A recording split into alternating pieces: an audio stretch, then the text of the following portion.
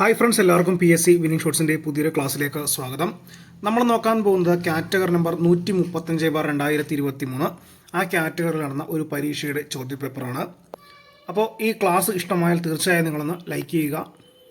നമുക്ക് ചോദ്യത്തിലേക്ക് പോകാം. ഒന്നാമത്തെ ചോദ്യം: താഴെ തന്നിരിക്കുന്ന പ്രസ്താവനകളിൽ മാർത്താണ്ഡവർമ്മ മഹാരാജാവുമായി ബന്ധമില്ലാത്തത് തിരഞ്ഞെടുത്തെഴുതുക. തിരുവിതാംകൂറിൽ തൃപ്പടിദാനം നടപ്പിലാക്കി, കുളച്ചൽ യുദ്ധത്തിൽ ഡച്ചുകാരെ തോൽപ്പിച്ചു, രാജ്യത്തെ കോവിലകത്തും വാതുക്കൽ എന്ന പേരിൽ അനേകം റവന്യൂ യൂണിറ്റുകളായി തരംതിരിച്ചു, തിരുവിതാംകൂറിൻ്റെ സമ്പദ് വ്യവസ്ഥ സുസ്ഥിരമാക്കാനുള്ള നടപടികൾ സ്വീകരിച്ചു. അപ്പോൾ ബന്ധമില്ലാത്തത് ചോദിച്ചാൽ മൂന്നാമത്തതാണ്. രാജ്യത്തെ കോവിലകത്തും വാതുക്കൽ എന്ന പേരിൽ അനേകം റവന്യൂ യൂണിറ്റുകളായി വേർതിരിച്ചു എന്നുള്ളത് തെറ്റായ പ്രസ്താവനയാണ്. ഓപ്ഷൻ ബി ആണ് ആൻസറായിട്ട് വരുന്നത്. രണ്ടാമത്തെ ചോദ്യം നോക്കാം. ശരിയായ ജോഡി തിരഞ്ഞെടുക്കുക. ചമ്പാരൻ സത്യാഗ്രഹം തിങ്കതിയ സമ്പ്രദായം ശരിയാണ്. ഖേദ നീൽദർപ്പൺ തെറ്റാണ്. തേബാഗ ബംഗദാർമാർ അത് ശരിയാണ്. തെലങ്കാന തൽവാർ. അപ്പോൾ ഇതിൽ ശരിയാണെന്ന് വെച്ചാൽ 1ഉം 3ഉമാണ്. ഓപ്ഷൻ ബി ആണ് ആൻസർ കേട്ടോ. ചമ്പാരൻ തിങ്കതിയ സമ്പ്രദായം, തേബാഗ ബർഗദാർമാർ ഇതാണ് ശരി കേട്ടോ. 1ഉം 3ഉമാണ് ശരി. രണ്ടാമത്തെ ആൻസർ ഓപ്ഷൻ ബി ആണ്. മൂന്നാമത്തെ ചോദ്യം: 1935 ഗവൺമെന്റ് ഓഫ് ഇന്ത്യ ആക്ട് വ്യവസ്ഥകളിൽ ഉൾപ്പെടാത്തത് ഏതെല്ലാം? ഇതിൽ കേന്ദ്രത്തിൽ ദ്വിഭരണത്തിന് വ്യവസ്ഥ ചെയ്തു, പൂർണ്ണ സ്വരാജ് പ്രമേയം പാസാക്കി, ഇന്ത്യക്ക് ഡൊമിനിയൻ പദവി അനുവദിച്ചു, ഭരണവിഷയങ്ങളെ federal list, provincial list, concurrent list എന്നിങ്ങനെ 3ആയി തിരിച്ചു. ഇതിൽ ഉൾപ്പെടാത്തത് 2ഉം 3ഉമാണ് കേട്ടോ. 2ഉം 3ഉം പൂർണ്ണ സ്വരാജ് പ്രമേയം പാസ്സാക്കി എന്നുള്ളതും ഇന്ത്യക്ക് ഡൊമിനിയൻ പദവി അനുവദിച്ചുള്ളതും തെറ്റാണ്, ഉൾപ്പെടാത്തതാണ്. അപ്പോൾ ഓപ്ഷൻ എ ആണ് ആൻസറായിട്ട് വരുന്നത്.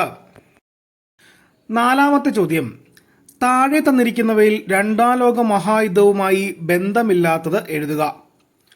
6 ദിന യുദ്ധം എന്നുള്ളത് മൂന്നാമത്തത്, അതാണ് രണ്ടാം ലോക മഹായുദ്ധവുമായി ബന്ധമില്ലാത്തത് കേട്ടോ. 6 ദിന യുദ്ധം. അപ്പോൾ ഓപ്ഷൻ സി ആണ് ആൻസർ. ഓപ്ഷൻ സി ആണ് ആൻസർ. അഞ്ചാമത്തെ ചോദ്യം നോക്കാം. താഴെ തന്നിരിക്കുന്ന പ്രസ്താവനകളിൽ ഒന്നാം ലോക മഹായുദ്ധത്തിൻ്റെ കാരണമല്ലാത്തവ ഏതെല്ലാം? ഓപ്ഷൻ 2ഉം 4ഉം. ജർമ്മനിയും റഷ്യയും തമ്മിലുള്ള അനാക്രമണ കരാറ്, അതേപോലെ തന്നെ ഇറ്റലിയിൽ ഫാസിസവും ജർമ്മനിയിൽ നാസിസവും വളർന്നു എന്നുള്ളതും അതാണ് ആൻസറായിട്ട് വരുന്നത് കേട്ടോ. കാരണമല്ലാത്തവയാണ് ചോദിച്ചിരിക്കുന്നത്. കാരണമല്ലാത്തവ ഏതെല്ലാം? ഓപ്ഷൻ എ ആണ് ആൻസർ കേട്ടോ. 2ഉം 4ഉം കേട്ടോ. ഓപ്ഷൻ എ 2ഉം 4ഉമാണ് ആൻസറായിട്ട് വരുന്നത്. അഞ്ചാമത്തെ ആൻസർ ഓപ്ഷൻ എ. ആറാമത്തെ ചോദ്യം: 2023 ജനുവരിയിൽ ആരോഗ്യ അടിയന്തരാവസ്ഥ പ്രഖ്യാപിച്ച രാജ്യമേത്? ഓപ്ഷൻ ഡി ബ്രസീലാണ് കേട്ടോ. Option D Brazil. ഏഴാമത്തെ ചോദ്യം നോക്കാം. ഭൗമാന്തരീക്ഷ പരിണാമ പ്രക്രിയയിൽ ഉൾപ്പെടാത്തത് ഏത്?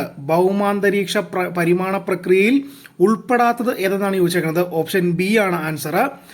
വേർതിരിക്കൽ കേട്ടോ.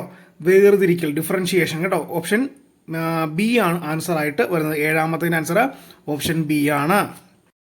എട്ടാമത്തെ ചോദ്യം: പ്രസ്താവനകൾ പരിശോധിച്ച് താഴെ തന്നിട്ടുള്ള ഉത്തരങ്ങളിൽ നിന്നും ഏറ്റവും ശരിയായത് എഴുതുക. ഒരു ഭ്രംശതലത്തിലൂടെ ശിലകൾ തെന്നുമാറുന്നതിനാലാണ് ടെക്ടോണിക് ഭൂകമ്പങ്ങൾ ഉണ്ടാകുന്നത്.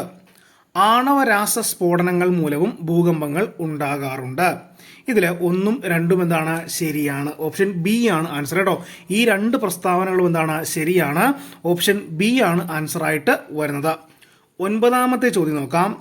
സമുദ്രതട ഭൂപ്രകൃതിയുമായി ബന്ധപ്പെട്ട 2 പ്രസ്താവനകൾ വായിച്ച് തന്നിട്ടുള്ള ഉത്തരങ്ങളിൽ ഏറ്റവും ശരിയായത് എഴുതുക. വൻകരകളുടെ തീരങ്ങൾക്കും ആഴക്കടൽ തടത്തിനുമിടയിലുള്ള സംക്രമണ മേഖലയാണ് വൻകരത്തട്ട്. സമുദ്രാന്തർ പർവ്വതനിരകൾക്കും വൻകരകളുടെ അതിരുകൾക്കുമിടയിലെ വിശാലമായ സമതലങ്ങളാണ് ആഴക്കടൽ സമതലങ്ങൾ. ഇതും ഓപ്ഷൻ ബി 1ഉം 2ഉം എന്താണ്? ശരിയാണ് കേട്ടോ. ഓപ്ഷൻ ബി ആണ് ആൻസർ. 1ഉം 2ഉം എന്താണ്? ശരിയാണ്. പത്താമത്തെ ചോദ്യം നോക്കാം. താഴെ തന്നിട്ടുള്ള ജോഡികൾ ശരിയല്ലാത്തത് ഏത്? താഴെ തന്നിട്ടുള്ള ജോഡികളിൽ ശരിയല്ലാത്തത് ഏതാണ്? അവസാദശില ബസാൾട്ട് എന്നുള്ളതാണ് ശരിയല്ലാത്തത് കേട്ടോ. ഓപ്ഷൻ ബി ആണ് ആൻസർ കേട്ടോ. അവസാദശില ബസാൾട്ട് എന്നുള്ളത് എന്താണ്? ശരിയല്ലാത്തതാണ്. ബാക്കിയെല്ലാം എന്താണ്? ശരിയാണ്. അപ്പോൾ ശരിയല്ലാത്തത് ചോദിച്ചതാണ് ഓപ്ഷൻ ബി ആണ് ആൻസർ കേട്ടോ. ബി ആണ് ആൻസറായിട്ട് വരുന്നത്. 11ാമത്തെ ചോദ്യം നോക്കാം. അപരതന ഭൂരൂപങ്ങളുമായി ബന്ധപ്പെട്ട ജോഡികളാണ് താഴെയുള്ളത്. അവയിൽ ശരിയായ ജോഡി ഏത്? നദികൾ, ഗിരികന്ധരം. കേട്ടോ, അതാണ് ശരിയായ ജോഡി നദികൾ, ഗിരികന്ധരം എന്നുള്ളതാണ്. ബാക്കിയെല്ലാം എന്താണ്? തെറ്റാണ് കേട്ടോ. ശരിയായ ജോഡി ഏതാണ്? നദികൾ, ഗിരികന്ധരം എന്നുള്ളതാണ്. ഓപ്ഷൻ എ ആണ് ആൻസർ. 12ാമത്തെ ചോദ്യം. ISROയുമായി ബന്ധപ്പെട്ട പ്രസ്താവനകൾ അപഗ്രഥിച്ച് താഴെ തന്നിട്ടുള്ള ഉത്തരങ്ങളിൽ ഏറ്റവും ശരിയായത് എഴുതുക. ISROയുടെ ആസ്ഥാനം ബംഗളൂരുവാണ്. സ്ഥാനനിർണയ ഉപഗ്രഹമാണ് NVS-01. ഇതിൽ 1, 2 എന്താണ്? ശരിയാണ്. ഓപ്ഷൻ സി ആണ് ആൻസർ കേട്ടോ. 12ാമത്തെ ആൻസർ ഓപ്ഷൻ സി ആണ്. ഇത് രണ്ടും എന്താണ്? സി ശരിയാണ്. 13ാമത്തെ ചോദ്യം. നീതി ആയോഗ് നിലവിൽ വന്നതെന്ന് നമുക്കറിയാം 2015 ജനുവരി 1 ഓപ്ഷൻ ഡി ആണ് ആൻസർ കേട്ടോ. Option D answer. 14ാമത്തെ ചോദ്യം നോക്കാം. 1ാം പഞ്ചവത്സര പദ്ധതി ഏത് മോഡലിനെ അടിസ്ഥാനപ്പെടുത്തിയുള്ളതാണ്? നമുക്കറിയാം ഹാരോൾഡ് ഡോമർ മോഡൽ കേട്ടോ. ഹാരോൾഡ് ഡോമർ മോഡലാണ്. ഓപ്ഷൻ എ ആണ് ആൻസർ. 15ാമത്തെ ചോദ്യം. 2024 ലോക വ്യാപാര സംഘടന WTO അതിൻ്റെ മിനിസ്റ്റീരിയൽ കോൺഫറൻസിന് ആതിഥേയത്വം വഹിക്കുന്ന രാജ്യം ഏതാണ്? UAE. ഓപ്ഷൻ ബി ആണ് ആൻസർ കേട്ടോ. ഓപ്ഷൻ ബി ആണ് ആൻസർ. 16ാമത്തെ ചോദ്യം. ഹരിത വിപ്ലവവുമായി ബന്ധപ്പെട്ടിരിക്കുന്നത് ആരാണ്? നമുക്കറിയാം MS Swaminathan. Option A MS സ്വാമിനാഥനാണ്. 17ാമത്തെ ചോദ്യം. സപ്തഋഷി എന്ന പദം ഇന്ത്യയുടെ ഏതുമായി ചേർന്നിരിക്കുന്നു? 2023-24 ബജറ്റ് കേട്ടോ. 2023-24 ബജറ്റുമായി ബന്ധപ്പെട്ടാണ് സപ്തഋഷി എന്ന പദം. ഓപ്ഷൻ സി ആണ് ആൻസർ. 17 option C answer. 18ാമത്തെ ചോദ്യം. 2023 G20 ഉച്ചകോടി ഒഫീഷ്യൽ മീറ്റിംഗ് നടന്നത് കേരളത്തിലെ ഏത് സ്ഥലത്താണ്? കുമരകം കേട്ടോ. കുമരകം. Option B Kumarakom. 19ാമത്തെ ചോദ്യം. ഇന്ത്യൻ ഭരണഘടനയുടെ ആമുഖവുമായി ബന്ധപ്പെട്ട തെറ്റായ പ്രസ്താവനകൾ ഏവ എന്നാണ് ചോദിച്ചേക്കുന്നത്. ഇതിൽ 3ാമത്തെ പ്രസ്താവന ആമുഖത്തിൽ ഗാന്ധിയുടെ പേര് ഉൾപ്പെടുത്തിയിരിക്കുന്നു എന്നുള്ളത് തെറ്റായ പ്രസ്താവനയാണ് കേട്ടോ. അത് മാത്രമേ ഉള്ളൂ. ബാക്കിയെല്ലാം എന്താണ്? ശരിയാണ്. ആൻസർ വരുന്നത് ഏതാണ്? ഓപ്ഷൻ ഡി ആണ് ആൻസർ കേട്ടോ. ഓപ്ഷൻ ഡി ആണ് ആൻസർ. അപ്പോൾ തെറ്റായ പ്രസ്താവനയാണ് ചോദിച്ചേക്കുന്നത്. ഓപ്ഷൻ ഡി ആണ് ആൻസർ. 20ാമത്തെ ചോദ്യം നോക്കാം. താഴെ തന്നിരിക്കുന്നവയിൽ ശരിയായ പ്രസ്താവന അല്ലെങ്കിൽ പ്രസ്താവനകൾ ഏവ എന്നാണ് ചോദിച്ചേക്കുന്നത്. ഇന്ത്യൻ ഭരണഘടനാ നിർമ്മാണ സഭയുടെ വൈസ് പ്രസിഡന്റായി 1946 ഡിസംബർ 11 HC മുഖർജിയെ തിരഞ്ഞെടുത്തു. ഇന്ത്യ വിഭജനത്തിന് ശേഷം 9 വനിതാ അംഗങ്ങളായിരുന്നു ഭരണഘടനാ നിർമ്മാണ സഭയിൽ ഉണ്ടായിരുന്നത്. അത് തെറ്റാണ്. ഭരണഘടനാ നിർമ്മാണ സഭയുടെ ഫ്ലാഗ് കമ്മിറ്റിയുടെ ചെയർമാൻ JB കൃപലാനി ആയിരുന്നു. ഈ സഭയുടെ നിയമ ഉപദേഷ്ടാവ് BN റാവു ആയിരുന്നു. അപ്പോൾ ഇതിൽ 1, 3, 4 എന്നിവ ശരിയായ പ്രസ്താവനകളാണ്. ഓപ്ഷൻ ഡി ആണ് ആൻസർ കേട്ടോ. 20ാമത്തെ ആൻസർ ഓപ്ഷൻ ഡി ആണ്. 21ാമത്തെ ചോദ്യം നോക്കാം. ഇന്ത്യൻ ഭരണഘടനയുടെ 86ാം ഭേദഗതിയുമായി ബന്ധപ്പെട്ട തെറ്റായ പ്രസ്താവന ഏത് എന്നാണ് ചോദിച്ചിരിക്കുന്നത്. ഇതിൽ 4ാമത്തത്. ഈ ഭേദഗതി പാസ്സാക്കിയത് 2014 കേട്ടോ. അതായത് 86ാം ഭരണഘടനാ ഭേദഗതിയുമായി ബന്ധപ്പെട്ട തെറ്റായ പ്രസ്താവന എന്നാണ് ചോദിച്ചിരിക്കുന്നത്. ഈ ഭേദഗതി പാസ്സാക്കിയത് 2014 എന്നുള്ളത് തെറ്റാണ് കേട്ടോ. അപ്പോൾ ഓപ്ഷൻ ബി ആണ് ആൻസർ. 4 ഓപ്ഷൻ ബി ആണ് ആൻസർ കേട്ടോ. 21ാമത്തെ ആൻസർ ഓപ്ഷൻ ബി ആണ്. 4ാമത്തെ പ്രസ്താവന ഏതാണ്? തെറ്റാണ്. 22ാമത്തെ ചോദ്യം.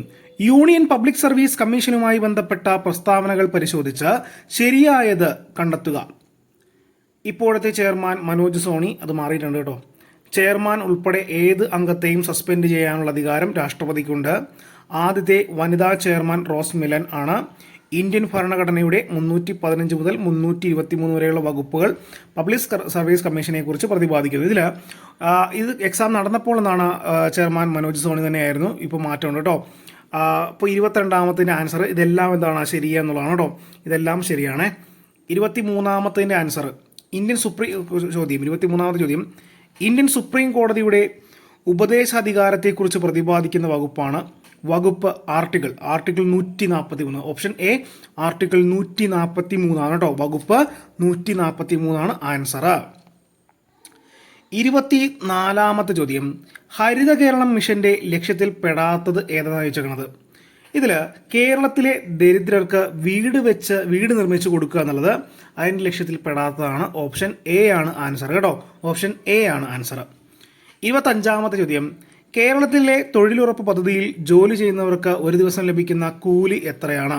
ഈ കൊടുത്തിരിക്കുന്നവയിലൊന്നുമല്ല കേട്ടോ, ഇവയൊന്നുമല്ല എന്നുള്ളതാണ് ആൻസർ കേട്ടോ, ഇവയൊന്നുമല്ല. 26ാമത്തെ ചോദ്യം, ചേരുംപടി ചേർക്കുക. ഇന്ത്യൻ ഭരണഘടന കടമെടുത്ത ആശയങ്ങളും രാഷ്ട്രങ്ങളുമാണ് കൊടുത്തേക്കുന്നത്. അവശിഷ്ടാധികാരം കാനഡയിൽ നിന്നാണ്. അതേപോലെ തന്നെ ഭരണഘടനാ ഭേദഗതി അതെവിടെ നിന്നാണ്? ദക്ഷിണാഫ്രിക്ക. ആമുഖം അമേരിക്ക, നമുക്കറിയാം. അതേപോലെ അടിയന്തരാവസ്ഥയുടെ സവിശേഷതകൾ എവിടെ നിന്നാണ്? ജർമ്മനി. അപ്പോൾ ഇതിൽ ആൻസർ വരുന്നത് 26ാമത്തെ ആൻസർ ഓപ്ഷൻ ബി ആണ് കേട്ടോ, ഓപ്ഷൻ ബി ആണ് ആൻസറായിട്ട് വരുന്നത്. 27ാമത്തെ ചോദ്യം നമുക്ക് നോക്കാം. സംസ്ഥാന തെരഞ്ഞെടുപ്പ് കമ്മീഷന്റെ ചുമതലയിൽ പെടാത്തവ ഏതൊക്കെ? സംസ്ഥാന തെരഞ്ഞെടുപ്പ് കമ്മീഷന്റെ ചുമതലയിൽ പെടാത്തത് ഏതൊക്കെയാണ്? സംസ്ഥാന പാർട്ടിക്ക് ചിഹ്നം അനുവദിക്കുക, അതേപോലെ തന്നെ സംസ്ഥാന നിയമനിർമ്മാണ സഭാ തെരഞ്ഞെടുപ്പ് നടക്കുക. ഇത് രണ്ടും ചെയ്യുന്നതാരാണ്? കേന്ദ്ര തെരഞ്ഞെടുപ്പ് കമ്മീഷനാണ്. അപ്പോൾ തെറ്റായ പ്രസ്താവനകളാണ് ചോദിച്ചേക്കുന്നത്. ചുമതലയിൽ പെടാത്തതാണ് ചോദിച്ചേക്കുന്നത്. ഓപ്ഷൻ ഡി ആണ് ആൻസർ കേട്ടോ. 27 ഓപ്ഷൻ ഡി ആണ് ആൻസർ. 28ാമത്തെ ചോദ്യം, കേരള ഗവർണർ ആരിഫ് മുഹമ്മദ് ഖാൻ ജനിച്ചത് ഏത് സംസ്ഥാനത്താണ്? ഓപ്ഷൻ എ ഉത്തർപ്രദേശ് കേട്ടോ, ഉത്തർപ്രദേശ്. 29ാമത്തെ ചോദ്യം നോക്കാം. കേരളത്തിലെ തൊഴിലില്ലായ്മ വേതനം പദ്ധതിയുമായി ബന്ധപ്പെട്ട തെറ്റായ പ്രസ്താവനകൾ ഏവ? ഇതാണ് ചോദിച്ചേക്കുന്നത്. ഈ ആനുകൂല്യം ലഭിക്കണമെങ്കിൽ വാർഷിക കുടുംബ വരുമാനം 5 ലക്ഷത്തിൽ കുറവായിരിക്കണം എന്നുള്ളത് തെറ്റായ പ്രസ്താവനയാണ്. ഓപ്ഷൻ ഡി ആണ് ആൻസർ കേട്ടോ, ഓപ്ഷൻ ഡി ആണ് 29ന്റെ ആൻസർ. 30ാമത്തെ ചോദ്യം, തെറ്റായ ജോഡി കണ്ടെത്താനാണ് പറഞ്ഞേക്കുന്നത്. കേരള നിയമസഭാ സ്പീക്കർ MP രാജേഷ് എന്നുള്ളത് തെറ്റാണ്, നമുക്കറിയാം. AN ഷംസീറാണ്, നമുക്കറിയാം. അത് തന്നെയാണ് അവിടെ തെറ്റ്. ഓപ്ഷൻ സി ആണ് ആൻസർ, എ എന്നുള്ളത് കേട്ടോ. ഓപ്ഷൻ സി ആണ് ആൻസർ, എ തെറ്റാണെന്നുള്ളത് കേട്ടോ. 30ാമത്തെ ആൻസർ എന്താണ്? ഓപ്ഷൻ സി ആണ്. 31ാമത്തെ ചോദ്യം നോക്കാം. ഇന്ത്യൻ പാർലമെന്റ് പാസ്സാക്കുന്ന നിയമങ്ങളോ സംസ്ഥാന നിർമ്മാണ സഭ പാസ്സാക്കുന്ന നിയമങ്ങളോ ഭരണഘടനാ വിരുദ്ധമാണെങ്കിൽ അവ റദ്ദാക്കാനുള്ള കോടതിയുടെ അധികാരം അറിയപ്പെടുന്നത് എങ്ങനെയാണ്? പുനരവലോകന അധികാരം, ജുഡീഷ്യൽ റിവ്യൂ എന്നാണ് കേട്ടോ. ഓപ്ഷൻ ബി ആണ് ആൻസർ കേട്ടോ. 31ന്റെ ആൻസർ എന്നാണ്, ഓപ്ഷൻ ബി ആണ്. അടുത്ത ചോദ്യം 32ാമത്തെ ചോദ്യം നോക്കാം. വിറ്റാമിനുകളും അപര്യാപ്തത രോഗങ്ങളുമാണ് ചുവടെ കൊടുത്തിരിക്കുന്നത്. ശരിയായിട്ടുള്ളത് ഏതൊക്കെ എന്നാണ് ചോദ്യം. വിറ്റാമിൻ കെ രക്തം കട്ടപിടിക്കാതിരിക്കുക, ശരിയാണ്. വിറ്റാമിൻ എ റിക്കറ്റ്സ്, തെറ്റാണ്. വിറ്റാമിൻ ഇ സ്കർവി, തെറ്റാണ്. വിറ്റാമിൻ സി ആണ് സ്കർവി.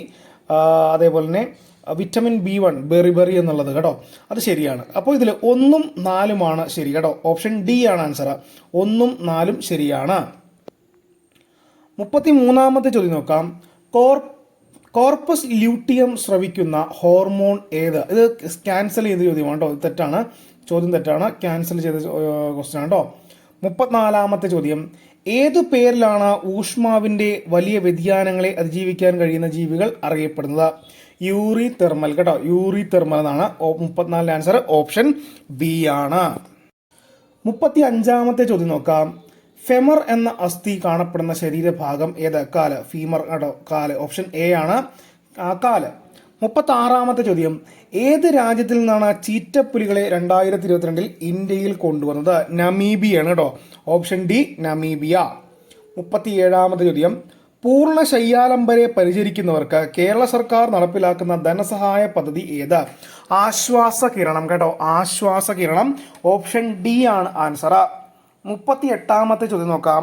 താഴെ തന്നിരിക്കുന്നവയിൽ പ്രകാശ സാന്ദ്രതയുടെ SI യൂണിറ്റ് ഏതാണ്?